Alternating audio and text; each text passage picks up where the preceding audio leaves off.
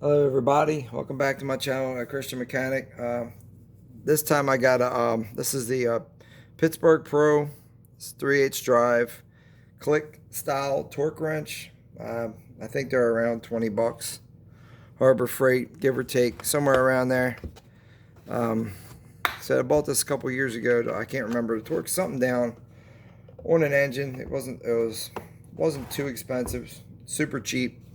Go over the case. It's a blow molded case. Plastic hinges, plastic. The latches piece. They're all plastic.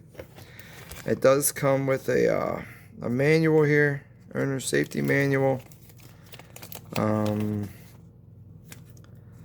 believe it's 72 tooth mechanism. The torque range in this is from 5 to 80 pounds.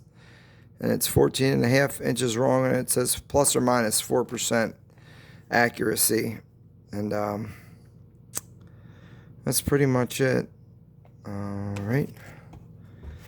So you got this is a solid piece through here. There's no way you could take this head off unless you pry this apart. I don't believe I've had this head out yet. Actually, there is oil coming out of it, so maybe I did have it apart before. I'm not real sure. We can take a little look on the inside of it here. Anyway, when you're to loosen this up, you just loosen this bottom screw up, and then you can spin it to this side of the torque wrench does foot-pounds, and the other side I believe is Newton meters. Some of these do inch-pounds. They all do different ones. You can get them in digital. I got a digital one, and that's what I use to calibrate this. Because this one was off a little bit when I tested it. It was about 3 pounds under. So I put it in my vise and put a socket on the end of it. Bolt, and put a bolt in the vise, and I just checked it with the digital torque meter I got here. This one here, Pittsburgh Pro. This is a digital torque meter. I did it with this. I did it up to 30 pounds. I said it was reading around 27 pounds. And to calibrate these, only thing you have to do is crack this bottom nut open. Take this off, and then there's a threaded piece in there. And if you want to add pressure to it, you just couple turns in. If it's putting too much torque, you just do a couple turns out. So I just did probably one and a half full turns, and I put it back in, and I got, like I said, it was right around 30. It was like 29.8 or something. It was really, really close, and I was getting 30 a couple times.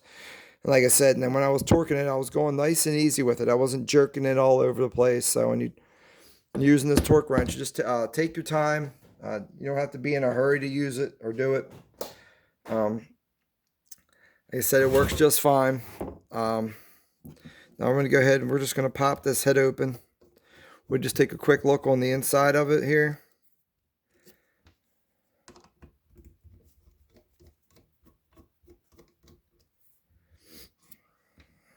And we'll just pull the cover plate off. And there you go. It's looks basically just like the 3/8 drive Harbor Freight. Regular 3/8 ratchets. You got your single poles, and then you got your plate here. You got no gaskets on either side, or no seals or nothing like that. So, I mean, you shouldn't be getting this thing dirty anyway. When you're using this, you should be the engine should be nice and clean. Whatever you're working on should be clean. Yeah. I don't know why you would have to torque bolts down in a dirty situation. But anyway, these are easy to get apart.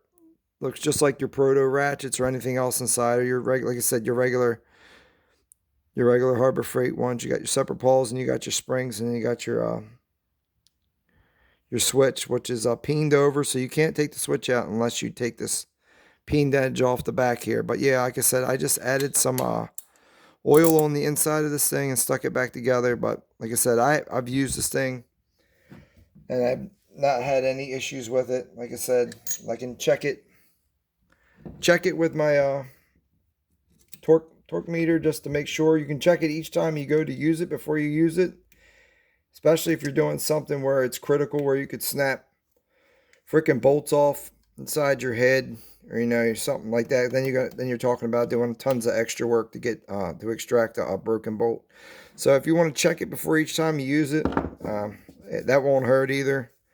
But like I said, I just calibrated it. Again, this is a non-quick release. I know there's some that have quick releases and some that have swivel heads and everything else, but this is non-quick release, and the ball detent, I can push it pretty easy with my finger, so it's not it's not a super tight detent where your stuff could fall off, like I said. But when you store these, you want to just go ahead and take the handle all the way down to 0. That way there's no pressure. Take the pressure off the nut, off the bottom. There's a spring inside here and some other pieces. But yeah, that's how you want to store your wrenches.